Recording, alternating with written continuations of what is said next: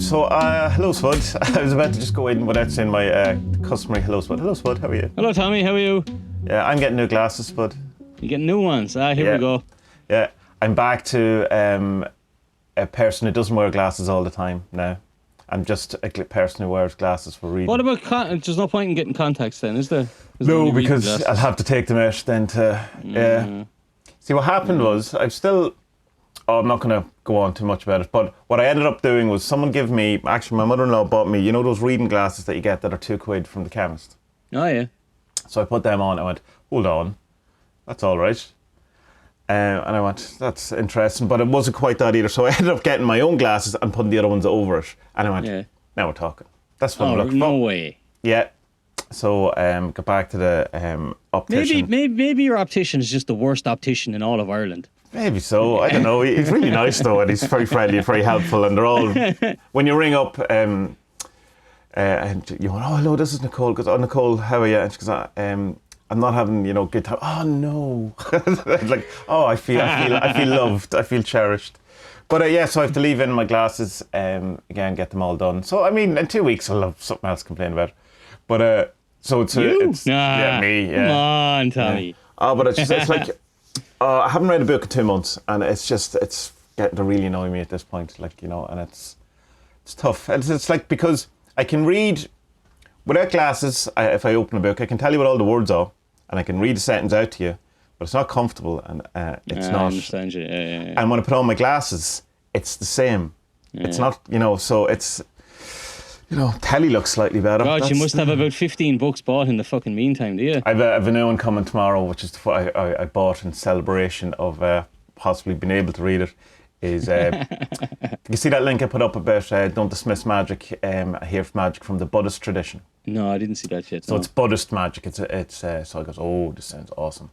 When you get into now because you're fairly widely read on the subjects now, that when you get it, you find a new section of the room, the magic room. Oh, let's get in here. Everything I've bought lately is either HCA related or Kabbalah, hermetic Kabbalah. Did you ever look through that BOTA stuff I sent you ages ago? The tarot stuff, yeah. Because it's all Kabbalah stuff as well. Yeah. So I think it might be. It's definitely worth. Don't dismiss it. Not dismiss it. Don't. I know it comes up in that the Kabbalistic tarot book. He's mentioned in it a good few times. So he is, because he done. I think he said, I got his name wrong last week, and it might be kind of racist. I called him Mr. Chang. No, Mr. Chang. And his name is Did Mr. you call Wang. him Mr. Chinaman? No. It's James Chang I was calling him. James Chang is like an actor, isn't he? I don't know. I think James Chang is an actor. I'm just going to do what the Japanese do and distance myself from this entire thing. So sorry to Mr. Wang. I know, but you could get away with it because you know the way D and T are similar sounds in Chinese, and we just don't have that word or that tongue thing to be able to. So maybe Chang and Wang is just it's like Kelly and Murphy. They're very similar names. Very similar. You could easily mix them up. Yeah. But you know what? I'm going to stop ordering stuff off Book Depository. Book Depository is a really nice thing to have, and it's cheap. But you know what? It's Amazon, and I'm going to try and stop buying. Is Book Depository Amazon? Yeah, it's owned by Amazon. Yeah. Because if you buy Book Depository on Amazon, it's displayed as a Fender rather than as part of Amazon. Yeah. Oh. Yeah. And they add a couple of quid to it as well. Like I've tried to do that. Yeah. Buying stuff off German Amazon, and it says it's coming from bookdepository.de. So you look that up, and then it's like €10 cheaper or €5 cheaper. I got to get the fuck out of here. Another good tip with Book Depository is VPN to the States, and it's even cheaper. So. Sometimes it's 50 cents, but I've got books at like €3 cheaper. And just by telling them that I live in America. I mean, it's posted from the UK. It's exactly the same book that you're buying. Yeah, it's ridiculous, isn't it? It's really good because the selection of books is there. It's like, here's the last couple of ones I got, right? I got Holy Guardian Angel. That's by Michael Cesatelli. I think he's an actual priest. Right. There's another one, Magical States of Consciousness, Path Working on a Tree of Life. That's meant to be a bastard to read, but it's there's lots of them. Meditation-y stuff I need to do if I want to cross this fucking chasm. Cunt and yoke.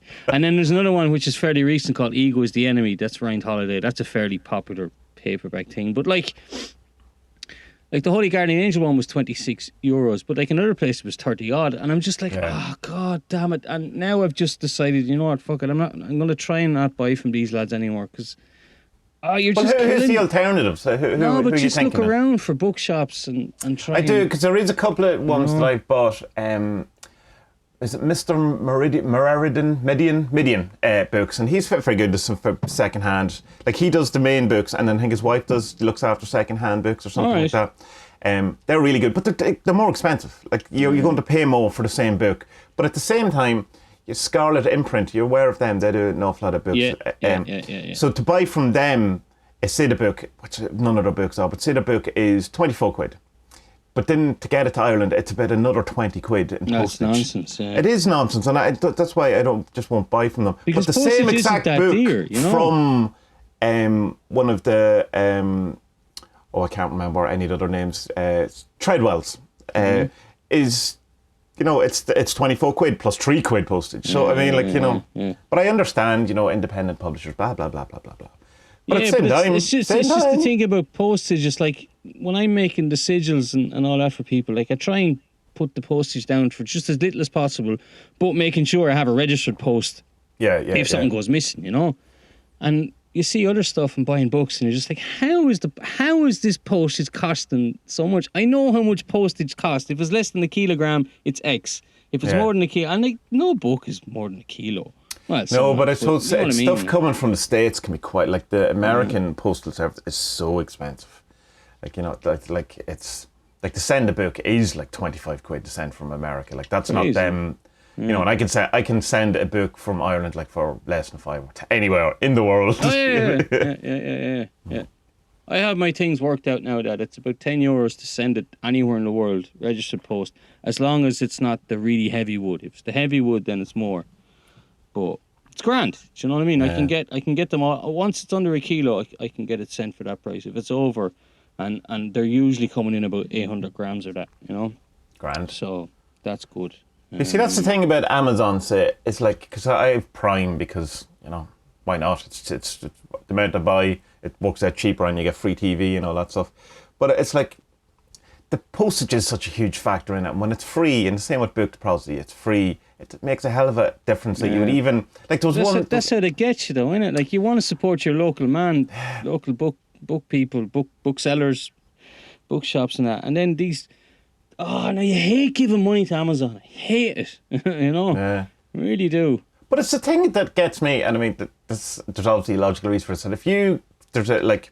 I was getting, say, an optical lead for the sound on the computer, and it's £20 in the guy around the thing. The exact same lead is a tenner on Amazon. So, like, he could order it off Amazon and sell it to me for 15 and still make a £5. He probably is, Tommie. I know, but, like, I mean, it's just. Oh. But I mean, I know he has, you know, rent. He has all of this kind of stuff. But I don't know. Yeah. Amazon is as big as it is because people use it. Anytime you go to a mechanic now, that's what happens. You know, you go to a mechanic, they need a part, they have to order it. They say, no, you tell me what you need, I'll order it. Right. You know? And I'll come back to them when I have it. Oh, okay, you know. So you know exactly, Same thing.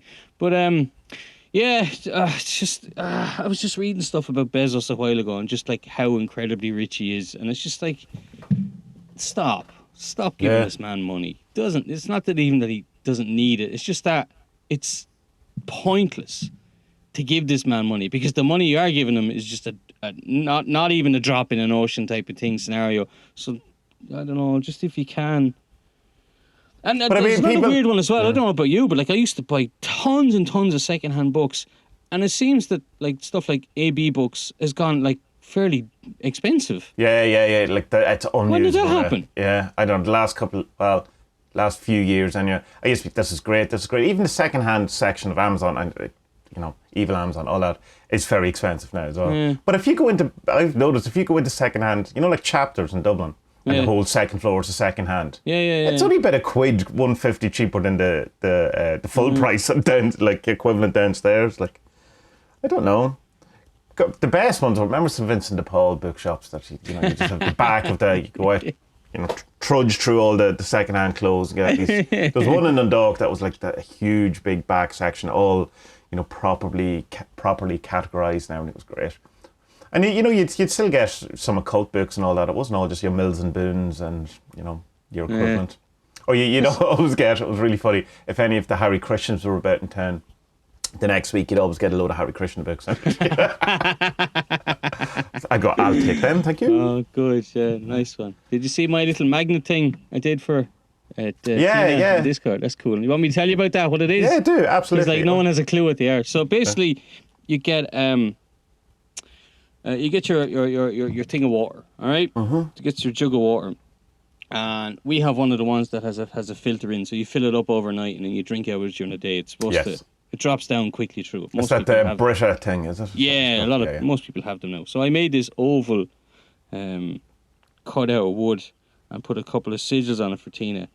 But on the left and right side, you put in 2 longish magnets, and one you have faced up. Well, they're both face up, you idiot. But one is the north faces up, the other is the south faces up.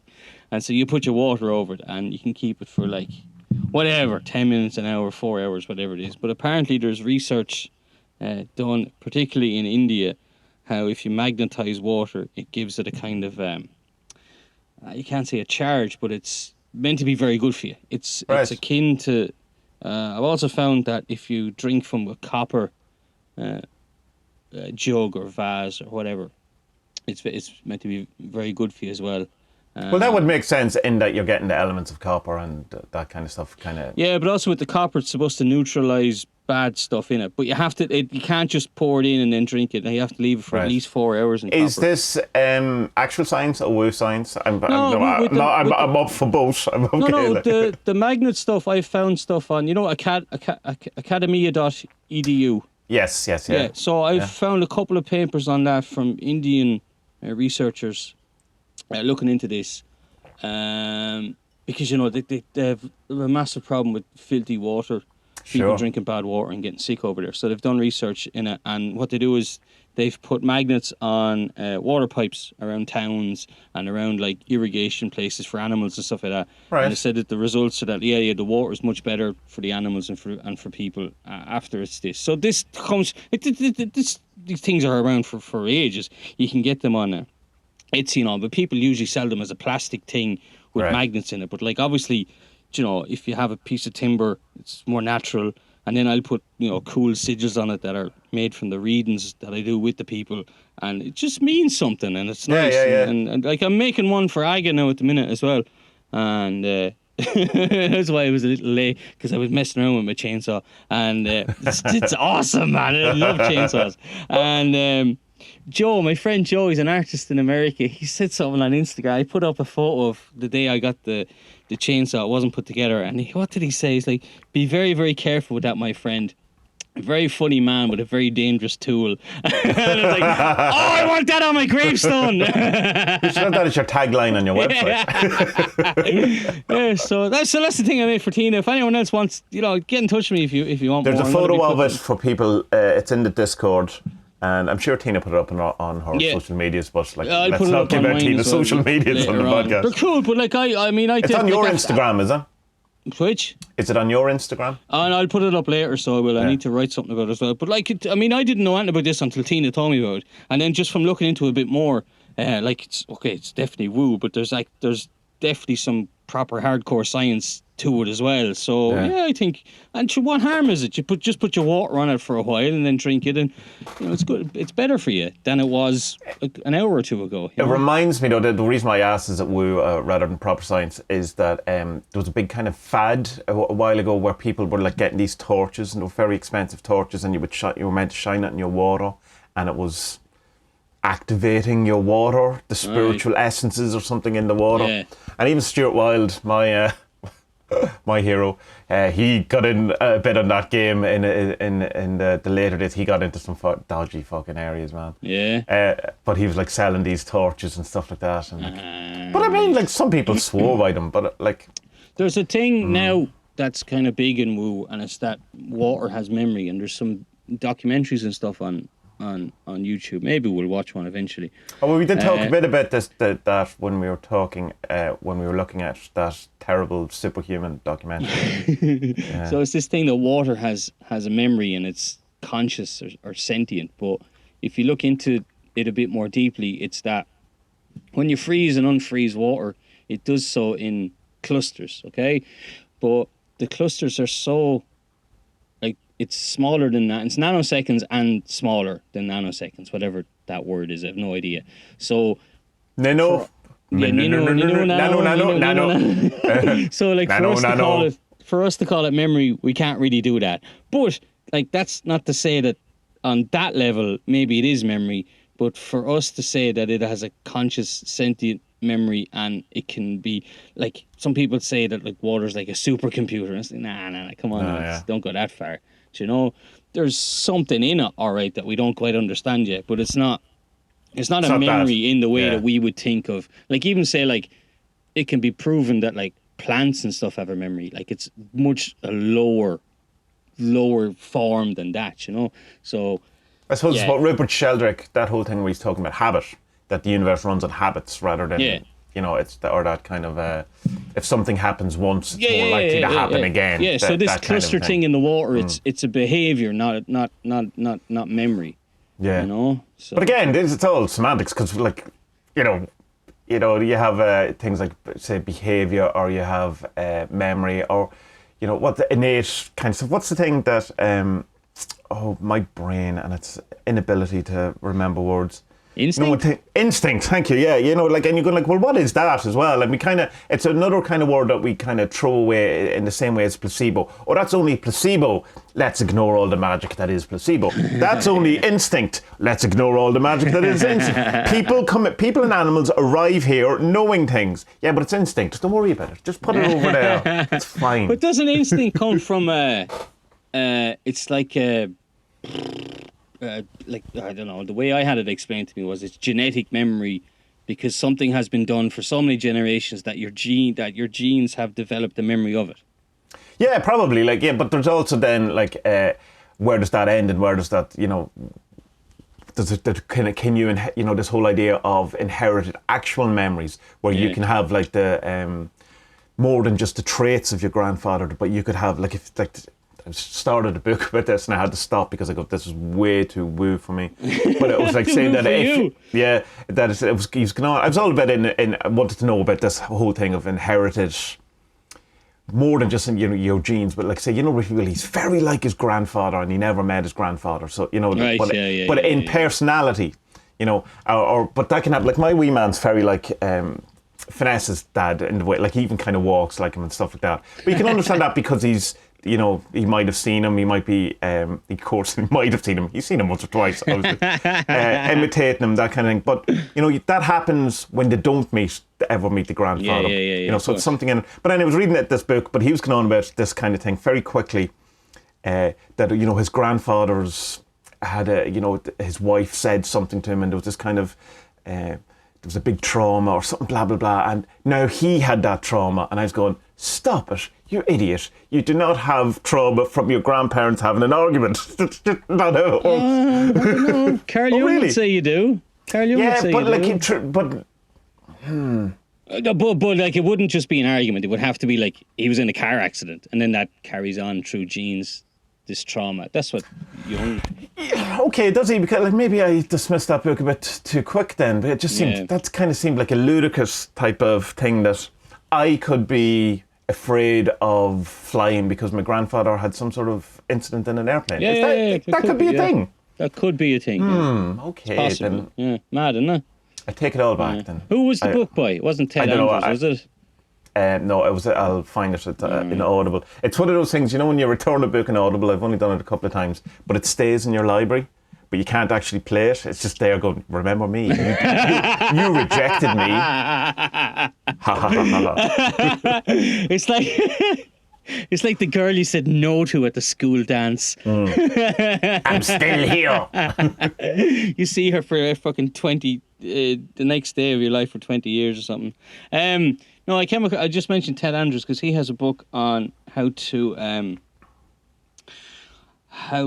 develop, or how to how to know about your past lives or something like that. And I know him because it came up in that what's the book I'm reading? The Blood of the Angels, is that it? Blood of the Saints? What's it called? Blood of the Saints. The first one of the Urn trilogy, isn't it? No, the Urn is the second one. Yeah. What's the trilogy called? Baptist Head.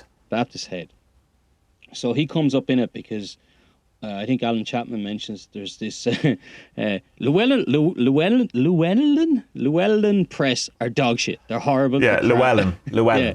Llewellyn. Think of your man, that home decorator dude. I know, I can't. It's a Welsh name, and I don't know. Maybe it's the Irish Celt in me is just going. There's some trauma there, Tommie. There's some fucking trauma there. What your grandfather? What issue had he with Welsh people With the in a car arguing with his wife? Do you do that thing up in Louth where everyone called Walsh, we call Welsh in Wexford? You just don't do that. No, we do. Everyone that's a Walsh, Walsch. But it's the same as Jack Luckman. Yeah. His name's actually Lockman, Loughman, but they pronounce it Luckman in the area. So it's mad, it's mad stuff. Weird. But it's like I suppose Keogh and Kehoe, and but obviously Keogh's right though, and people who call themselves Kehoe are wrong. Kehoe, yeah, it's not keyhole. No. It's Keogh. But anyway, here's an interesting one for you. Just Dylan Moran. He calls himself Dylan Moran. That's interesting. No. Yeah, he does. Yeah. He introduced That's himself awful. as Dylan Moran. So there you go. Anyway, enough of that. Come here. They were saying about the Ted Andrews thing was he was saying that Llewellyn Press is crap and they publish an awful lot of bullshit woo and terrible stuff. But he said he found this he was having trouble with the Kabbalah, just like I was as well, and he found this book by Ted Andrews. It's called Simplified Kabbalah Magic, and he spells Kabbalah in a real weird way as well. It's Kabala, and hardly anyone ever spells it that way. But yeah, I got that. It's like a 200-page fucking PDF or something, and it flew through it, and it just clicked. Totally got it. Like it's so well put down because you could spend years reading it. It's like fucking being introduced to a new Bible or something. God almighty, I can't wrap my head up with this. And it's so out there and weird, like, well, this means this because the letter that means that, and then, but also if you look at the letter this way, this might also mean that, which means that it's part of the archangel this, and the archangel this is the boss of this realm, and then this realm connects with this realm, and the tarot card you need to read for this is that, but it depends on the and always at the end, but all of this changes dramatically if, and you go, no, don't change it, I don't even get this. So, the point is, if you want to read a bit about the Kabbalah from a very easy and simplified thing, look up Ted Andrews' Simplified Kabbalah book. It's very cheap. Oh, right. Okay. You can get it anywhere. It's good, and it's there's a bit of a mad thing at the end where he goes into why, those Jews, those pesky Jews. No, not about the Jews. What's he talking about? He says why the Buddha was He explains why the Buddha was the forerunner to Christ, because the Christ consciousness came about because of... I don't really remember it now. That sounds very theosophical. Yeah. And there's a bit of racism in it as well. He says standard. Yeah, he says that the people in the West who followed his Western magical tradition, they like to use logic more than our Eastern counterparts, which I didn't like that at all. Yeah, there's a kind of an undercurrent of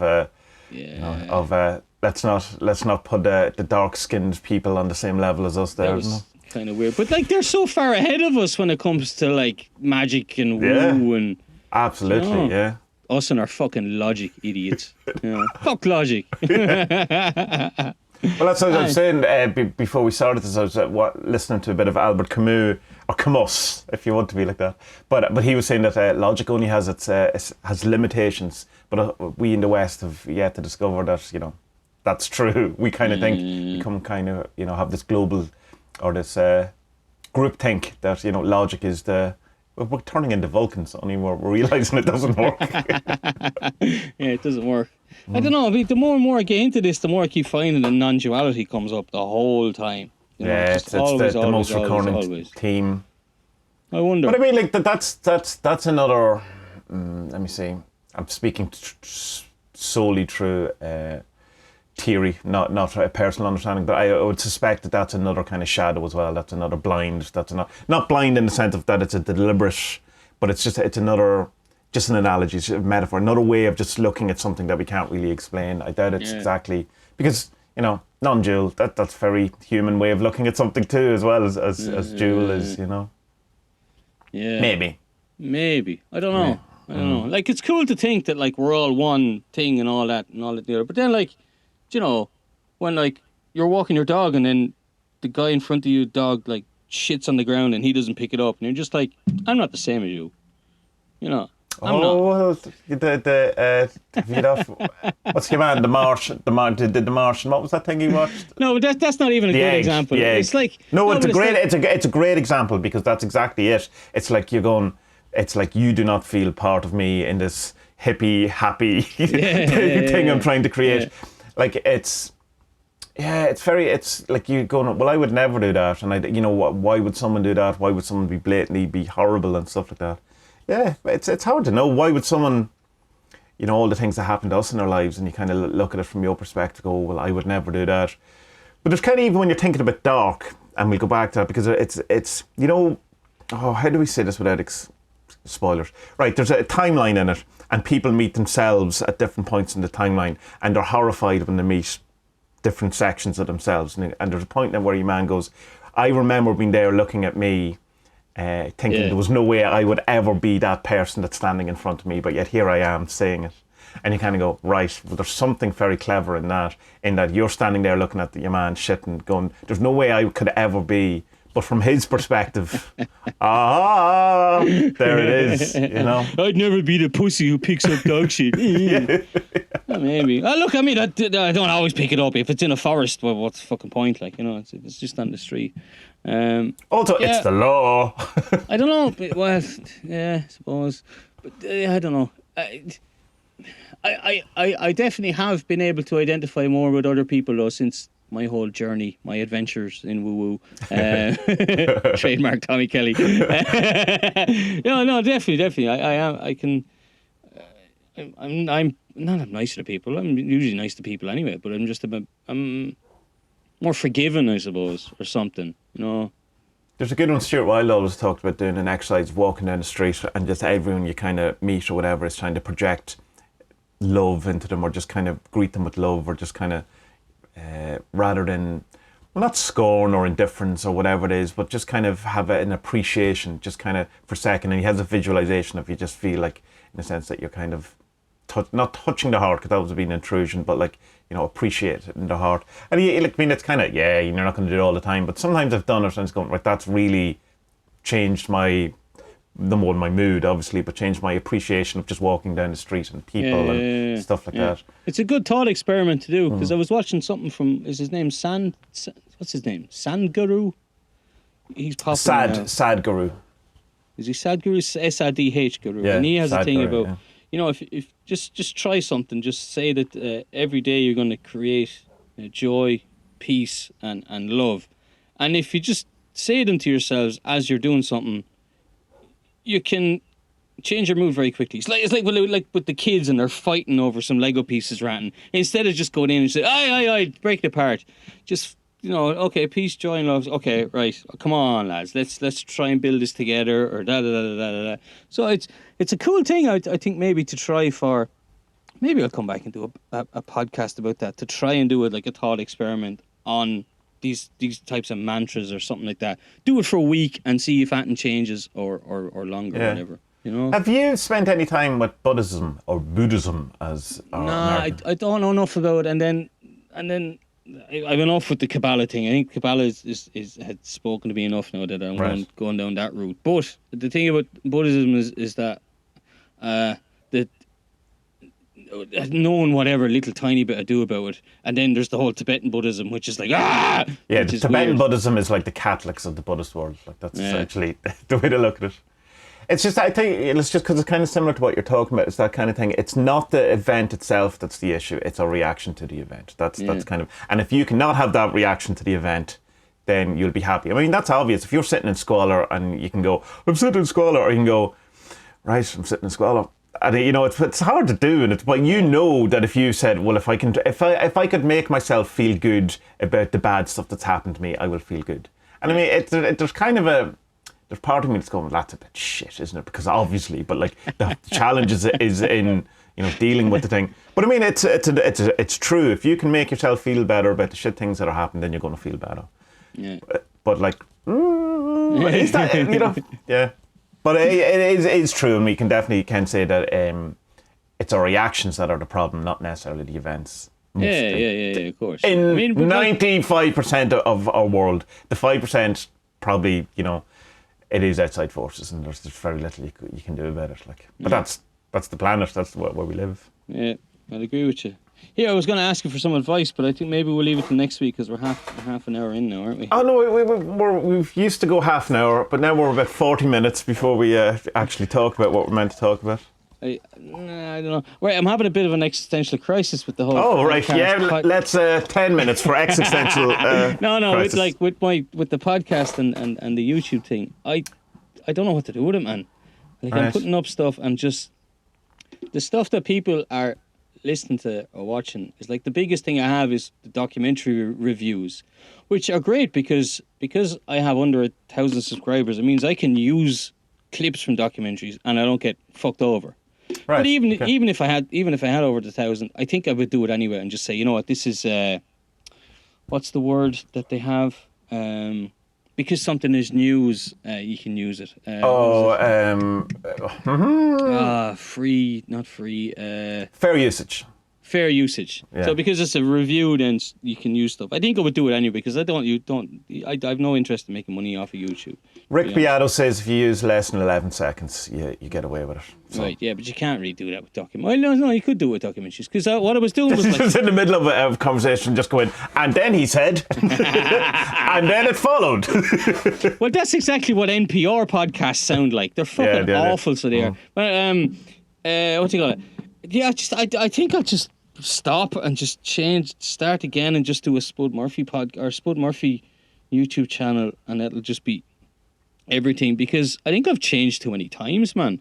From going from comedy to going into kind of journalistic stuff and documentaries, where now it's just fiction and it's just all over the shop. Well, why not just rebrand, rather than because why not keep the 1,000 subscribers that you have rather than trying to build it up again? Because I'm sure there's some there that's just going to just subscribe straight over to the new thing. Yeah, just get rid of Atletico Spudland, go back to Spud Murphy, and just start again. Yeah. Well, then you'd have to migrate the podcast then, wouldn't you? Because the podcast at the minute is on the Comedy Cast website, which is long gone. Do you know? So I'd have to. Right. So explain what's currently on your channel.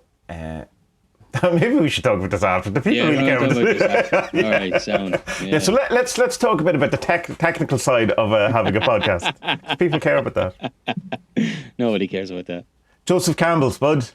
Joseph Campbell, yeah. Wouldn't it be? I know I've said this about someone on the podcast before. Wouldn't it be great though if he was your granddad? Yeah.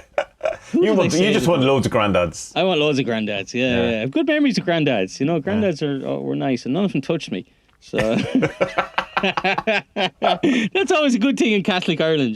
None of your old relatives touching you. Yeah, they didn't abuse me in any way. It was like a really unique relationship.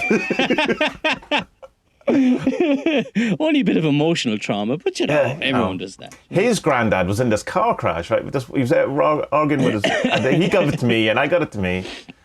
What did we watch?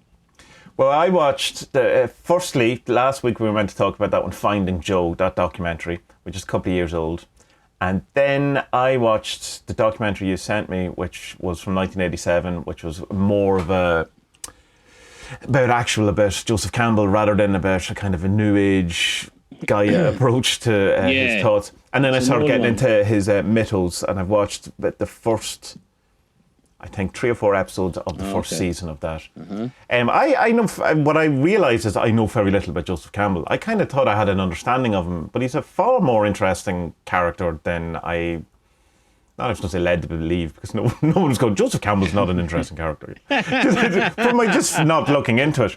But he's way more opinionated and way more, I suppose, I thought he was just kind of a really kind of nice, I don't know, kind of, a bit like that guy who does the painting. What is his stuff? Oh, Bob Ross. Bob, I thought he was more, oh man, let's happy, but he's not. He's like, no, this is it. Let's get, he's like he's a bit like, I suppose, your man, like Mr. Rogers, that kind. Not that I know much about Mr. Rogers, but that kind of has that thing. He reminds me a bit of Jordan Peterson as well. I have to say, without what I would assume that Jordan Peterson has watched an awful lot of Joseph Campbell. I'd say that's the kind of. He wouldn't be as confrontational though. No, he doesn't have the.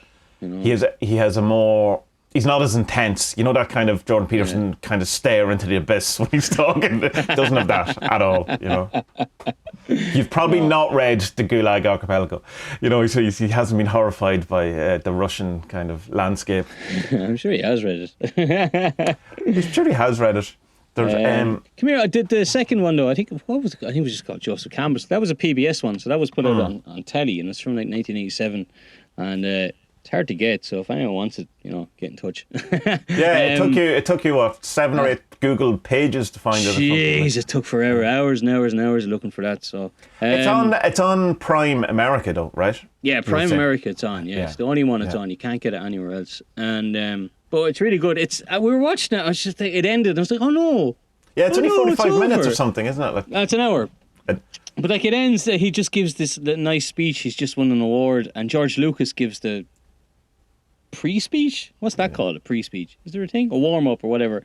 And he looks tiny and skinny, and it's like 1986 or something. So Star Wars, the second or the third one, has only probably come out. And George Lucas owes all of his success to Joseph Campbell. What we should do, because we never do, is just tell people who Joseph Campbell is, because we know who he is, and then we just because I remember Sepherion going, will you just tell us who he is rather than just pretending or thinking we actually know. So can you explain who he is? What his deal is? So Joseph Campbell is best known for the monomyth. So he, through studying myths, legends from all around the world, he came up with this theory that there's really just one story. There's only one story. So for all of the Rumpelstiltskins and Beauty and the Beast and the Lion King, whatever you can think of that comes from myth or modern myths. Like all the Greek myths, all the Roman myths, all of the gods. The Indian, Sanskrit, Irish, Tuatha Dé Danann, all that stuff. It's all one. Because it's all about the hero's journey. And there are these 12 steps, 12 elements involved. Most stories don't have all 12 of them. That's the criticism of it. Like, there are plenty of posts. Like, if you put into Google why Joseph Campbell was wrong, you'll find loads of stuff. But the big thing that they say is, well, there's no story with all 12 elements. It's like, yeah, well, duh. Yeah. That doesn't mean anything. So, I don't know, do you want to explain the hero's journey? Well, I suppose, do explain it, but there's. I was going to say, just if you know the first Star Wars film, that's it. So basically, it's you live in your normal life. Then there's a call to action. Something happens, and there's a call to action. Normally in our life, we either reject this and say, "No, I'm not fucking doing that," or else we go into it, and then you're initiated into something. And during initiation, you probably meet a mentor. A mentor will teach you, and then you're initiated into this thing. You're tested on it first of all, and then you're tested again as you go along. And the culmination of this test, the hero's journey, is you go into the belly of the beast, and this is where you find out the most about yourself, and you triumph. And then the last bit then is you come back to your world with this new knowledge about yourself or about the world or whatever it is, and you tell other people, and you're a changed person because of the experience. That's it. That's the hero's journey. Simple as that.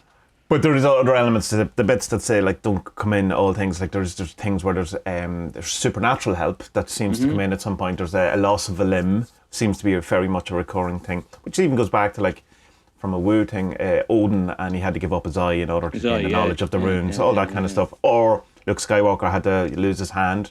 Yeah. And Roman had to lose his hand in that wonderful comic, Them. By Tommy Kelly. Yes. Which I didn't realise was following. Like, I was aware of the thing, but it was only later that I went, oh yeah, that completely follows that. Did it. Which is cool. That's cool when you kind of go, oh, right. So that's how it works. So he came up with this thing, and he was teaching it in colleges, and wrote a book on it. George Lucas picked up the book a couple of years later, and then wrote Star Wars, and pretty much every big Disney movie anyway has followed it letter for letter ever since. The Matrix. That is another kind of on the nose hero's journey. It's great, and it's a great thing. Like, it's ruined films for me. I've told you that before. Oh yeah, I've told the absolutely. listeners before. That's a key film for me. That and the couple of screenplay books that I read. Excuse me, I'm drinking Coke Zero, so I'm just going to be riffing everywhere. Yeah, but I mean, most films, follow that kind of thing, but like that is ruined. Yeah, that knowledge has ruined all things. If you want to ruin films for yourself, buy The Hero with 1,000 Faces book. But I was telling you before as well, in The Hero with 1,000 Faces, you don't get as many references to Native American stuff. But the PBS documentary starts out with him saying, "Yeah, I was mad into Native American stuff growing up." So maybe it wasn't as mentioned as much. Like, I don't know about you, I'm not as clued in about the Roman and Greek myths as fucking. But I don't know if most people know most of them. So, well, I know some of them in that, like, and you'd know like Hermes and Mercury. You know the names, Mars, know the stories. Well, I suppose I know some of them because I looked into them. I know the kind of the Scandinavian ones. Like I know Thor and all them a bit more. Okay. Only that's because of like Neil Gaiman's book. You know what I mean? Like, nice. Different kind of thing. But I would have a vague kind of. But we don't learn them at school. That not here anyway. And more's the pity, I think. Yeah, absolutely. Stephen Fry is a great book on the Greek myths that he's done there recently. A couple of them. If you want to get into it, I'd love to know more about them. But because particularly the Greek gods are like they're definitely not perfect. Yeah, they're wankers. They're great. Yeah. I'd like more on the Irish stuff as well. But I did know a lot of the Irish stuff. I still know a good bit of it as well. But that's kind of just what spoke to me growing up, rather than the Greeks. And because I was like, where the fuck is Greece? Nah, that's too hot. I'm not going there. I don't need to know that. But no, I really liked it. And the first one was Finding Joe, which is the more modern one. And the thing I suppose about what the problem, if you want, that I had with Finding Joe, other than that it was so much in the mold of like The Secret or What the Bleep, or these type of things where it's just uplifting, trying to get you to one simple thing that will change your entire life. And had Deepak Chopra coming out with his standard buzzword sentence that actually makes no sense if you think about it. He had a good one though. He has a good. Now and again, he has a good one. But like overall, he obviously writes them down and then bring home. Will I pull out this one from today? What was his good one? That he said, I think it was during the first one. He said, I have written here, Deepak! ! Dropping archetype truth bombs. So Deepak says, evoke a mythical hero and watch as you get synchronicities and similar trials and lessons. So, that's Chaos Magic 101. I think that's great though. Yeah. That's brilliant because, like, we don't realise that we all have these little heroes' journeys, like, through our life and through big trials, but also through, like, the little trials, like, I have to go to the shop later and put on a mask.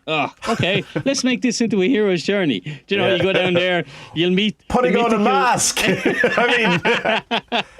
Maybe there's a mythical mentor, the lady at the front door who gives you your alcohol sanitizer. It's like, oh, what can I learn from this lady? Do you have any specials today? Tomatoes! Wonderful. See? Be careful you don't lose a hand. But so one of the things that I saw Joseph Campbell, his thing is he had this idea of, so he had the hero's journey, but the thing that he's probably most known for, or even though people wouldn't associate it with the name, is this follow your bliss, which is that if you follow your bliss, that you're going to get everything you want, which is not what he's saying. But basically in the Finding Joe documentary, that is what they're saying. Yeah, they twist it. They don't explain it properly at all. Because for me, follow your bliss is just like, what's the Crowley one? True Will.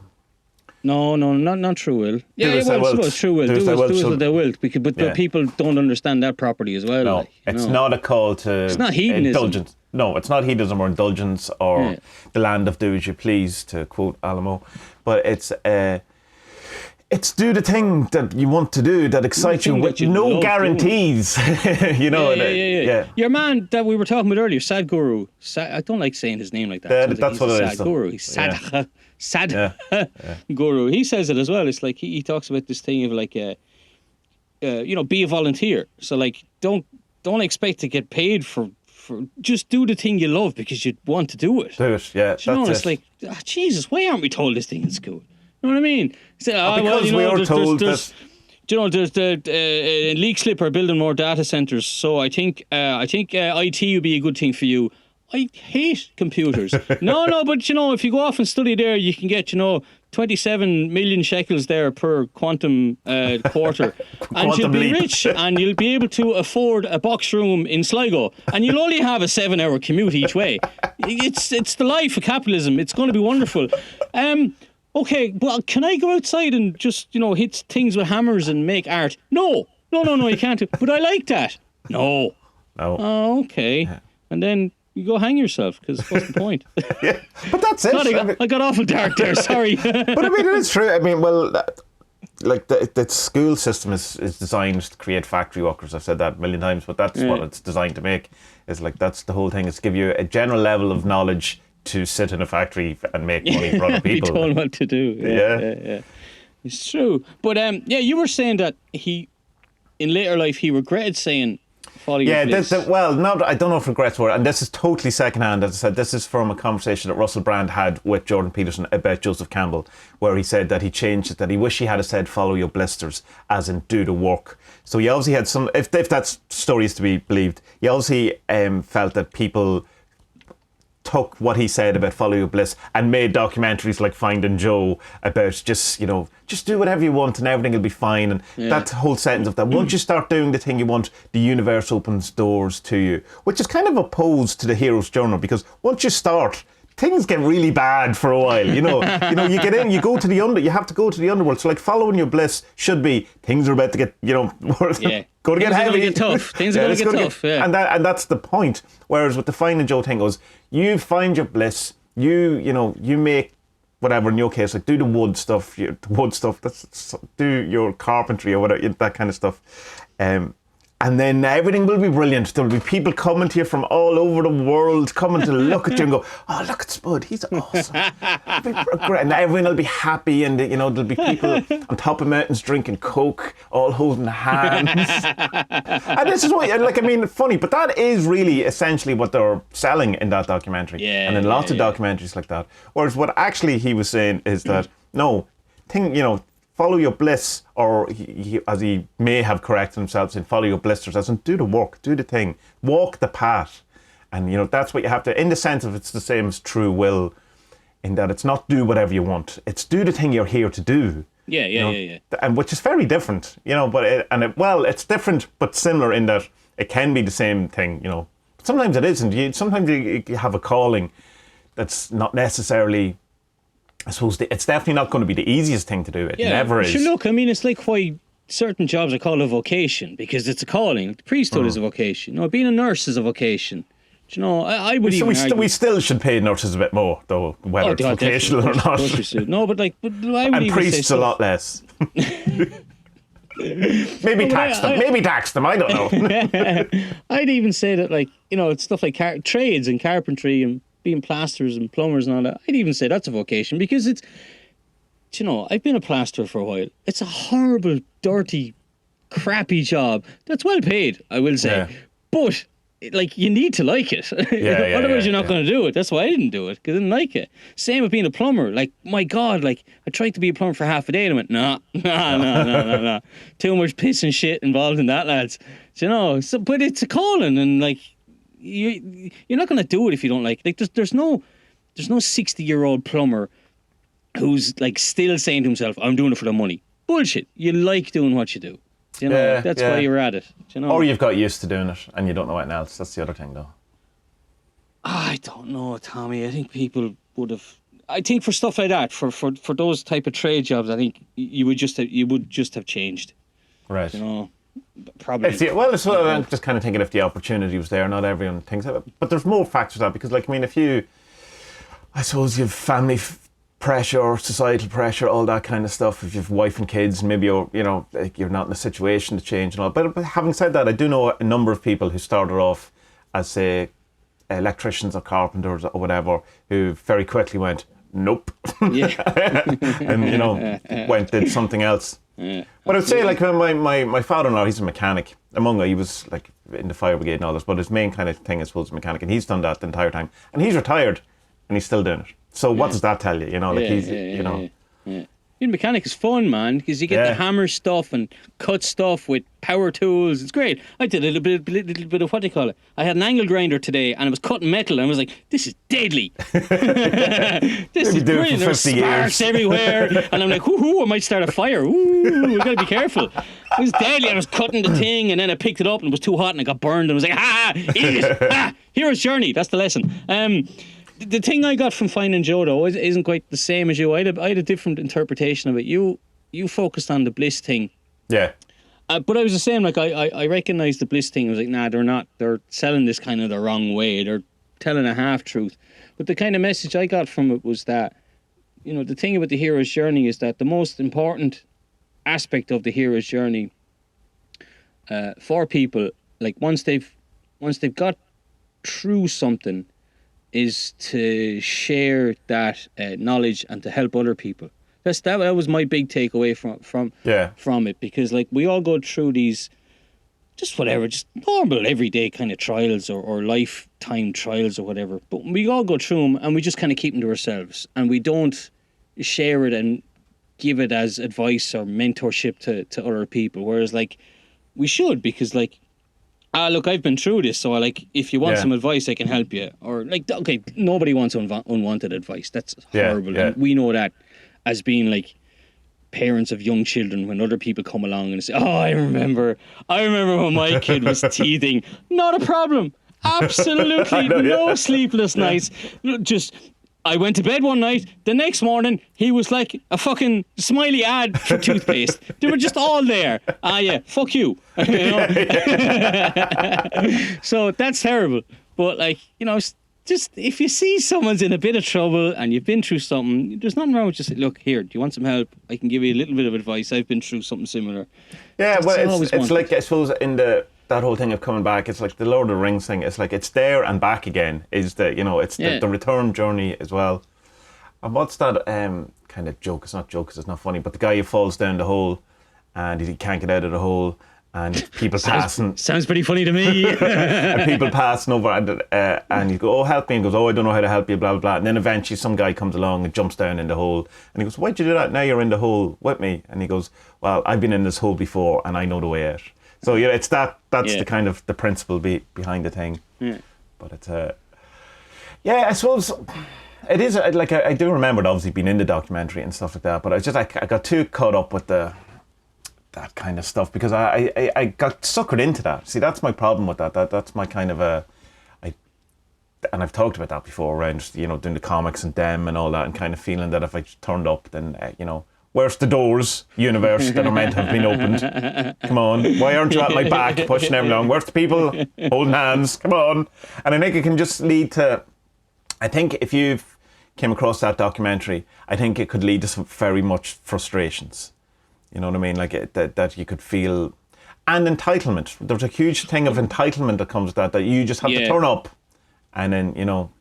I think a lot of these things are, and I see a similarity here between these type of feel-good, inspirational documentaries and actually with the football gambling stuff that I do as well. It's that you're being sold something you're being sold something that if it doesn't work for you, the blame isn't put on the person you bought it from. It's put on yourself. And I find that quite shitty. Yeah, I find that. The whole victim blaming element of woo and new age is disgusting. It's because it's fine when they're going, and I suppose it's that thing. If you work hard enough, you'll get whatever you want. It goes, no, that's not true, because people work, you know, in terrible conditions around the world and don't get everything they want. The work isn't enough. It's not the thing.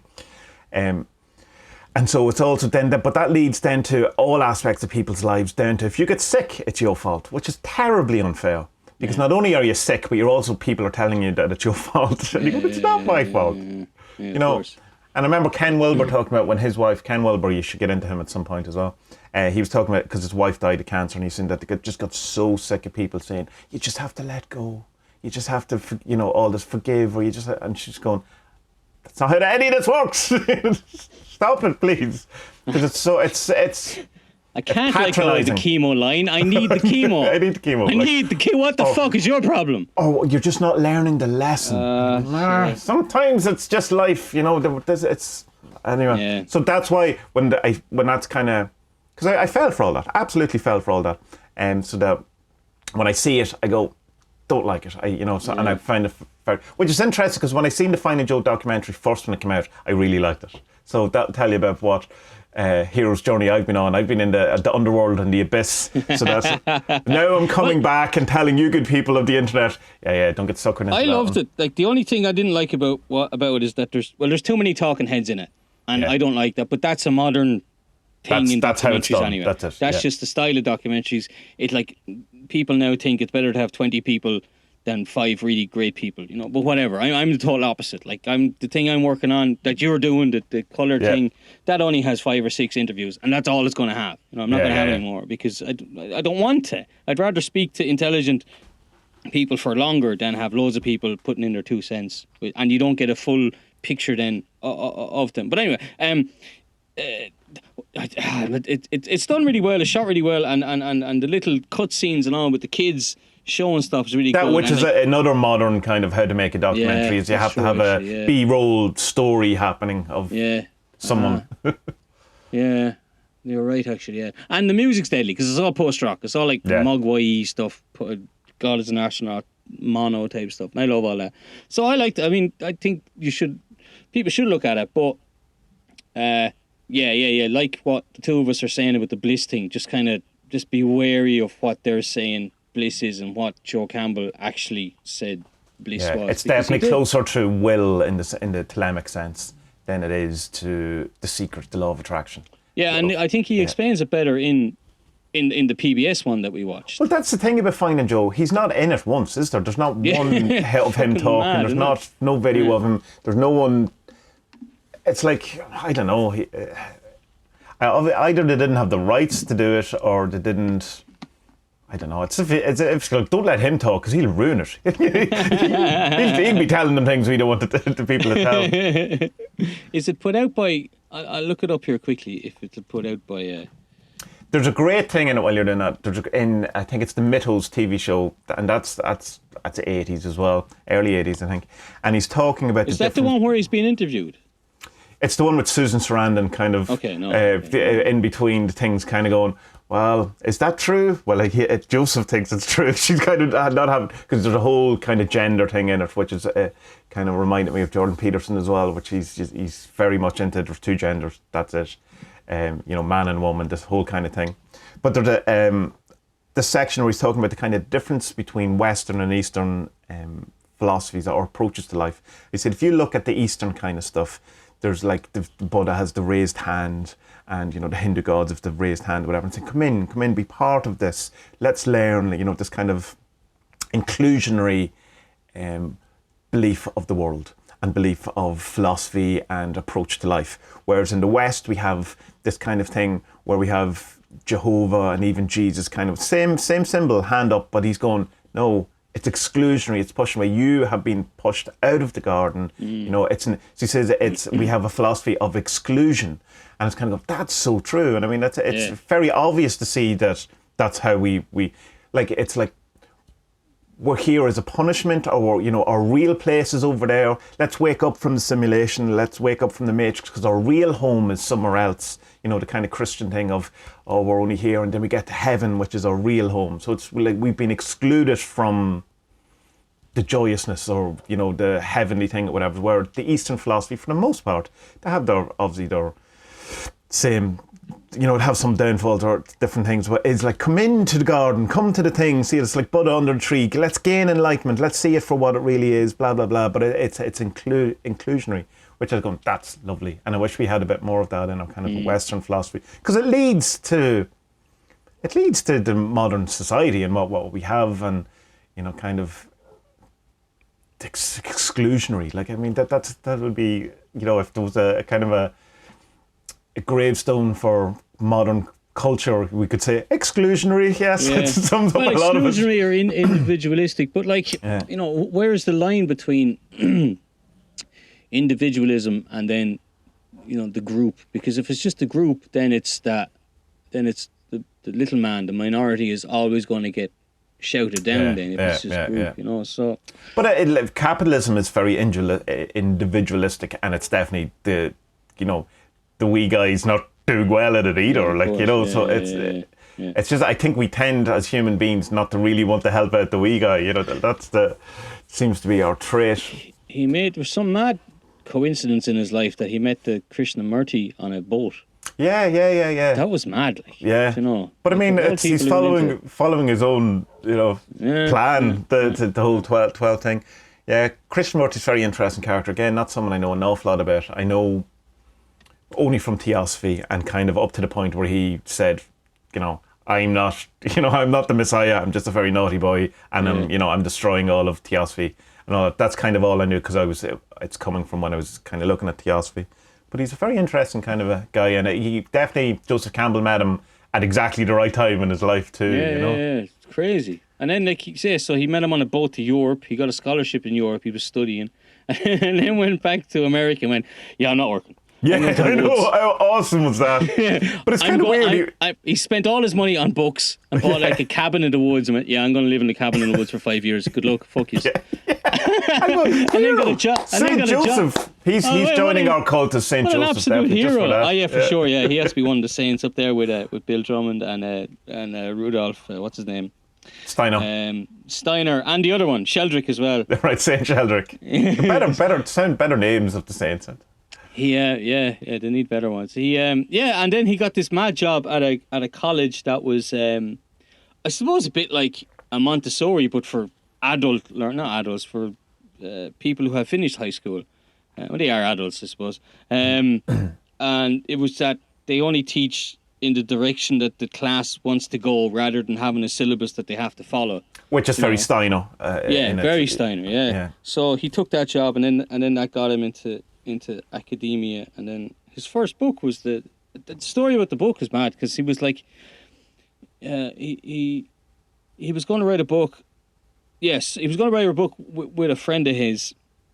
No, sorry, he did write a book with a friend of his, and then he was approached by a publisher about writing another book, and they said, right, what do you want to write about? And he says, it's about myths. And they went, no, we don't like that. Okay, it's a self-help book about myths. And they went, fine, yeah, cool. So but it's mad, they give him $250 then. Yeah. They gave him $250 when half it was done, and another $250. So for $750, he wrote the hero's journey. That's insane. Absolutely I insane. assume he made some money after it was published. He must have made a ton of money from the royalties or whatever. But he seemed happy enough with he says it was a great deal. I got 250 quid now, 250.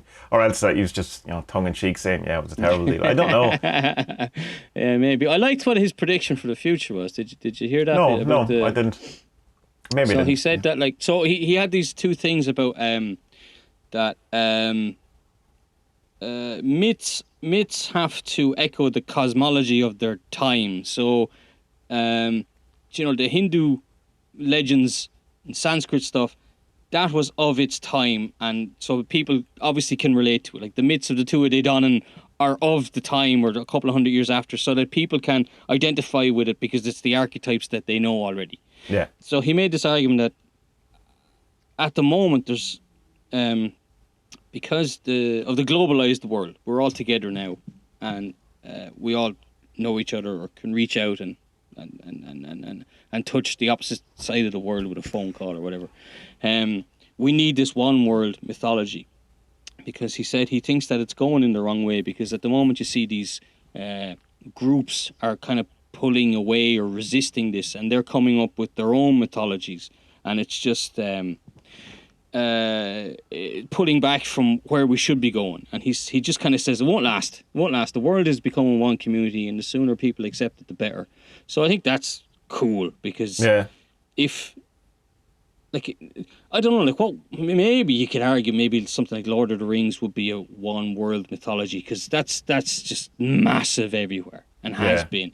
I suppose you could even say Harry Potter, but Harry Potter's shit.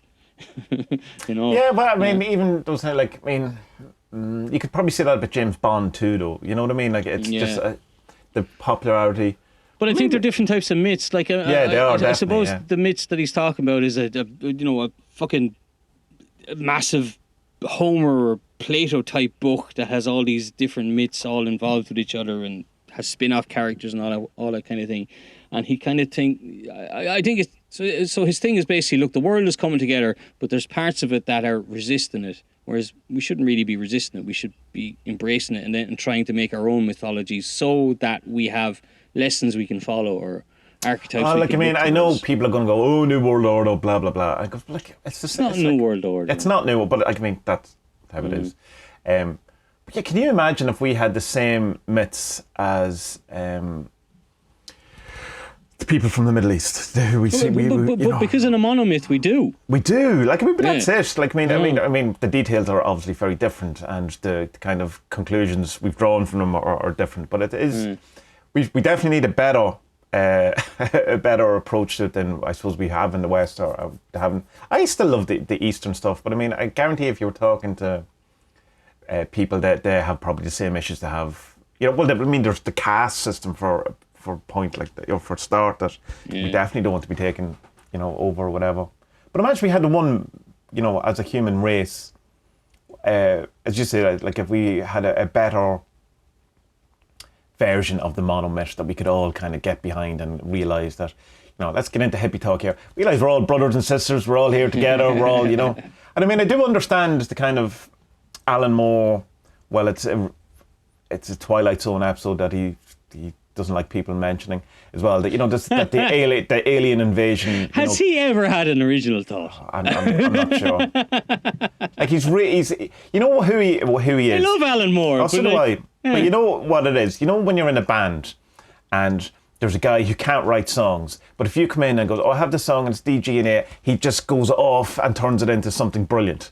But he can't do the original chord sequence. That's who Alan Moore is, I reckon. Okay, I get you. So you just described every lead guitarist in the world. So I can understand that a common enemy thing, that if there was an alien invasion, that maybe we'd all get together. But like, we have a common enemy. I have a problem with that, you see, because I don't think the aliens are bad. But I just haven't mean the common enemy thing. But the problem with the common enemy scenario is that we do have a common enemy at the moment, and we're not all pulling together. So it would be like, it's not a real alien invasion. It's don't tell me that I cannot be killed by these aliens or whatever is the, So, but it's like, I don't know. What I know, having watched all I have, is that I'm going to be spending an awful lot of time with Joseph Campbell. Like, he's a legend. There's that torrent, that illegal thing that you're probably not allowed to mention in the podcast that you sent me. It's just so much in it. Like, there's the audio, the text, the whole lot. And like, I mean, I'm only 4 episodes into the first TV show, the first season of the first thing, and there's 3. So, you learn. I actually haven't watched them. I only watched the stuff on the YouTube channels. The Joseph Campbell Foundation have a YouTube channel. It's very good. Yeah, it's from that show, all of that stuff. Yeah, but they only put up like stuff in 5-minute segments or 10 minutes at the most. But no, like, he's just full of fucking wisdom. He's just incredibly smart, and he's not like professory about it that you get like some professors in college or whatever that are just so fucking in love with themselves because they know something. Oh, I know more than you, and I'm going to tell you, and you're going to love me. He's just like, nah, look, this is easy. All right, There's a myth, just follow it. You're going to be grand, but you have to like what you're doing. Like, he has a really good thing. He says transcendence is transcendent, and you're like, that sounds nonsense. And then he explains. That sounds like Deepak. He explains it, then and he's like, okay, I totally get that. Yeah, because he's like, what did he say? It's something like, I wrote here, non-duality looks like duality, but it's not. So that doesn't really make all that much. But yeah, just listen to him, and he's like, it's a bit like I think Alan Chapman has it in that book as well, Blood of the Saints. He says that, like, you can't explain Revelation to people because they haven't had the revelation. Yeah, it's revelation. The same. You can't explain sex. Someone who's never had sex. You can't explain it because it's unknown knowledge that suddenly comes to you from an epiphany or whatever. Like, unless you undergo that, unless someone else undergoes the exact same thing as you, it can't be explained because it's a different experience for everyone. So transcendence is transcendent is the same thing. It's like, And he was talking about the initiations as well, which I thought was very interesting. He says the reason why they're kept secret is for this very reason, that it should be the first time you experience it, so that you get the same experience that everyone else has got, so that you can start understanding it on that levels, or you can, interact with people who've had this revelation. So it's not secret because they're hiding from you. It's so that the actual event matters. So that so that it's poignant in your life, that it's a proper rite of passage, rather than, like, say sex, and because it's so prevalent of porn and all that stuff, we have a kind of an skewed view of sex if you're a virgin, and then when you have sex, it would be a different experience than from someone who has done it in kind of a initiatory type way, where all of that stuff hasn't been kind of exposed, and you haven't been spoiled by it. So I think I thought that was all right. No, but that I understand the secrecy thing a bit better, or a bit of an extra element. Yeah, and it's about he speaks about. I'm not too sure if it's in these videos, but it might be something else I watch. He talks about the Percival and the Arthurian legend, Knights of the Round Table. Oh, it is in this, because so they're going in and they're looking for the Holy Grail, and there's paths in the forest, but they all decide, no, we can't take those paths. There's someone else's paths. It's like, bing, there you are. Bing, everyone should learn that lesson. Like, you can't, if you're following someone else's path, that's not your path. Turn around, walk over to the side a bit, and go that way, because. Yeah, if you're following someone else's path, it's not yours, and it's not going to lead to happiness because you're just following someone else's life. That's probably why so many people are so fucking miserable. I saw something on Instagram the other day. There were these 4 girls in a limo, and they were day glow fucking things going off and champagne, and then the next scene is like the 4 of them on Instagram. Texting. What the fuck? Like, everything's so fucking fake, man. Just it's a nightmare. I'm just running away more and more from social media. But like, if I'm trying to, I am trying to. This new website and the new carpentry, wood art. I think I might call it tattooing. I tattoo timber. Cool. Tattooing the timber. I know I have to be on them, and they're just shit. Everything is so fake. I just want a real world, Is that too much to ask for? Well, Neo, welcome to the Garden of the Real. Okay, here we go. Before we go, we have to talk about our diet, seeing as we talked about it last week. How you getting on, Mala? I had on Friday. I had lost. So I started on 88.7 kilos. Yeah. Right. On Friday I was down to 84, and boo, the weekend happened. So no. No, but I'm not. What are you, 96 now? 80. No, I'm at 85, so that's 3 kilos, which is, I don't know how many pounds. What's that, 6 pounds? Something like that. 2.2 you multiplied by 6.5 pounds. Yeah, I would say 6 pounds. 6 pounds is fairly good. Like, that's very good. 3 kilos is good as well. It is. When the next day after we started the diet, you sent me a photo of you drinking wine. I think that's very good. I drank every day except yesterday. So I had a shot or two every night. That's my own stuff. I made it. Yeah. It's like, and as I was saying to you, like, if it works, it works. So cool. Great that you can have that. Like, yeah. I'm not going to this week though. I said I wouldn't this week, and I had some kind of cheaty days last week. I had 2 slices of bread on.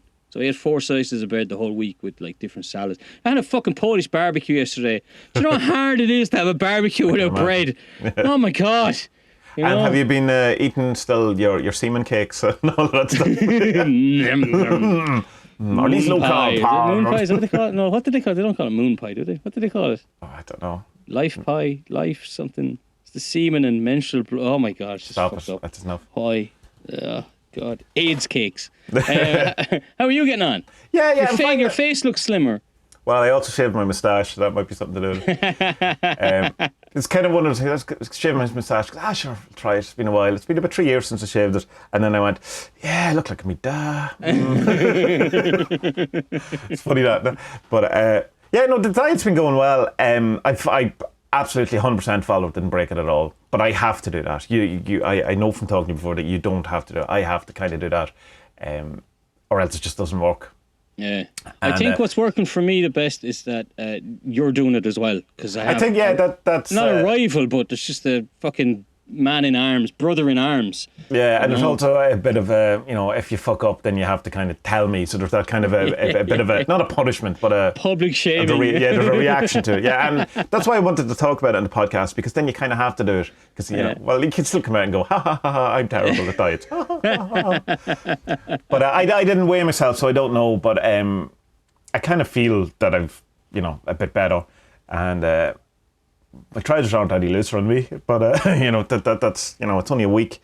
But to say, going by that documentary thing, that week 2 is when the energy stuff starts kicking in. Right. And you start feeling that, because I remember like the second day I felt so hungover and I hadn't been drinking. But not hungover in the same way, just kind of that withdrawal. And it kind of reminded me a bit of when I was giving up smoking, and that it's the same reflexes, it's the same. And it's also like, well, I can't have one slice of bread because that's like having the fag, and then I'll be, back to 20 breads a day. But overall, the only time I am hungry is after I eat. Which is weird, isn't it?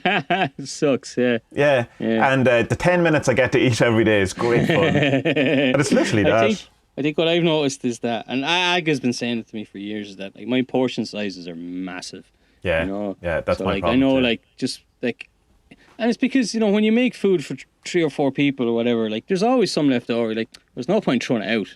Yeah, Yeah. And, like, I really should just keep it for the next day or whatever, or give it to the dog now or whatever. But, like, it's, like, now I'm just like, no, I'm not going back. I'm not going back for more. I'll have that's it. And, yeah, you are. But, like, just eating loads of fruit instead of, like, if I'm peckish or whatever, instead of having a sandwich, just... But see, I can't have the fruit because I'm trying to do the 20 grams. Right. It's just, can't do fruit at all. Like, that's the hardest bit I'm finding. 800 grams or 800 calories, not that that's wonderful either, but it's trying to work out the carb bit, because you can go, like, say you could have courgette, you could and if you did 800 calories, you could have a field full of courgettes. Yeah, because the green vegetables have fuck all in them, but they're really good for you, isn't that it? Yeah, so if you eat loads of spinach, all that kind of thing. But the problem is you can only eat about 300 grams of courgette before you hit your carb thing. And there's a thing about net carbs that I don't really understand, that I have to look into, because an avocado has 12.5 carbs. But avocados are huge on the keto diet. And I was going, well, how are they working that out? Because there's this thing called net carbs, so you have to take away the fibre. So it's like, so when you get to the first Sepherion and you're going down, and then, you have this tarot card and then you move. But it's all different. It's all different if it's half an avocado. So it's the same type of thing. It's the net carbs, so I have to look into that. So I probably could be having... I always think Aga knows all the diets. Right, she's okay. tried them all. And she knows what works for her. She's great like that. But she's like, yeah, you don't even actually like need vegetables or carbs in your dinner. Like, if you just have fresh parsley, coriander, basil, all that stuff, like, they have all the minerals that you need. I'm like, whoa, wait, I don't know. Are we eating food like idiots when we could just be chewing herbs? I'm pretty sure we're eating food like idiots. I think, like, us in the West are eating food like idiots, and too much of it. And she was like, yeah, if you just put this on your food, then you have everything you need. And then I said, oh God, okay. But I mean, my diet's gotten like much better very, very quickly, and I'm losing a bit of weight, and I need to lose more. I was saying to you before, like, since I got sleep apnea, one of the ways that you can beat it is to lose a lot of weight. So this was on the cards anyway. I'm glad I've someone to help me do it. So thanks. In the second episode of the thing, there's a guy with sleep apnea and to talk about it and all that kind of stuff. So. Well, there's different types of it. Like, you can have it from just being that's which is what he has. It's not quite the similar. It's not the dying 10 times a night that you were having. Actually, that stuff wasn't. But it can be from just your throat is fat. So it closes. That's what it can be. Like, some people, their tonsils are too big and it closes it. And then, but there's other people who like if you lose weight, like, you can lose weight from your throat, or else some people's just anatomy is shit and they might need like someone to go in with a scalpel and hack away some of their esophagus and. No, there's a thought for you. Yeah. Anyway, bye bye. Awesome.